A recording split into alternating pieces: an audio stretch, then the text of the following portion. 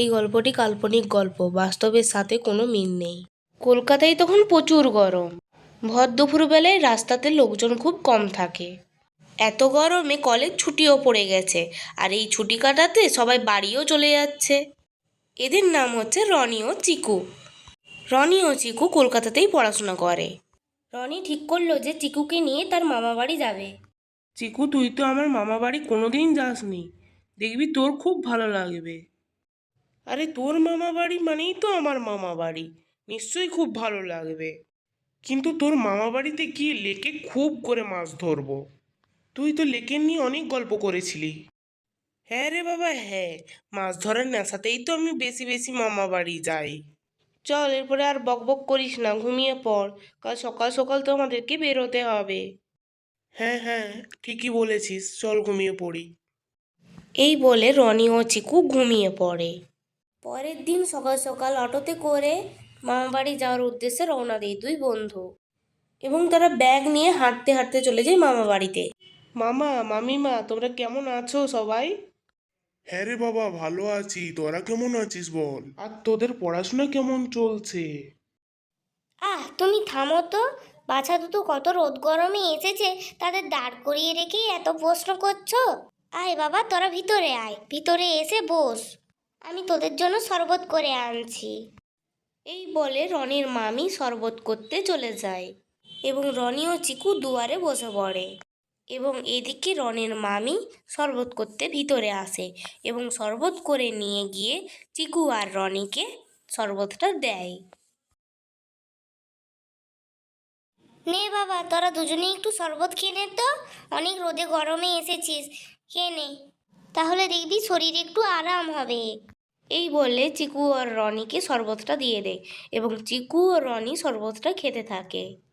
চিকু ও রনির মামা বাড়িতে পৌঁছাতে পৌঁছাতে প্রায় বিকেল হয়ে গেছে। তোরা কোন বেলায় খাবার খেয়েছিস?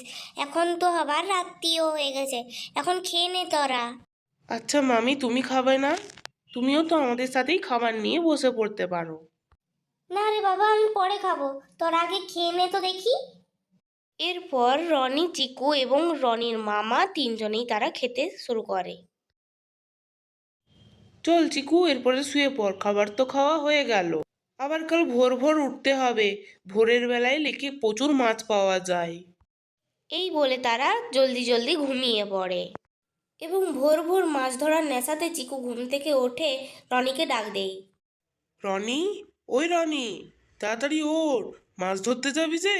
কই রে রনি? হ্যাঁ হ্যাঁ, যাবো তো, চল চল, তাড়াতাড়ি চল। এই বলে তারা ভোর ভোর বেরিয়ে পড়ে মাছ ধরার উদ্দেশ্যে।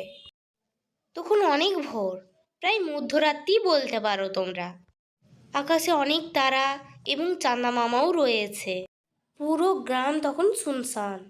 এই দেখ চিকু, লেকে কত মাছ দেখ।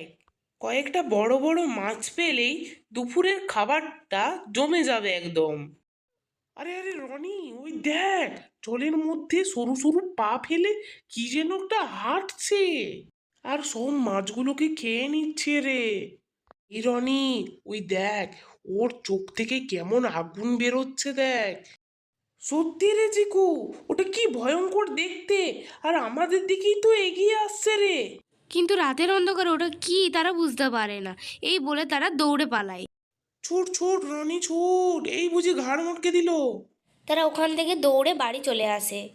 তারা সেই দিন আর ঘুমোতে পারেনি, এবং তারা পরিকল্পনা করে যে পরের দিনই তারা কলকাতায় ফিরে যাবে।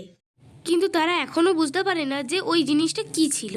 এরকম গল্প পাওয়ার জন্য আমাদের চ্যানেলটিকে আপনারা সাবস্ক্রাইব করুন, এবং পাশে থাকা বেল আইকন ঘন্টিটা টিপে অলে সেট করে দিন, যাতে আমরা ভিডিও ছাড়ার সাথে সাথে আপনাদের কাছে পৌঁছে যাই।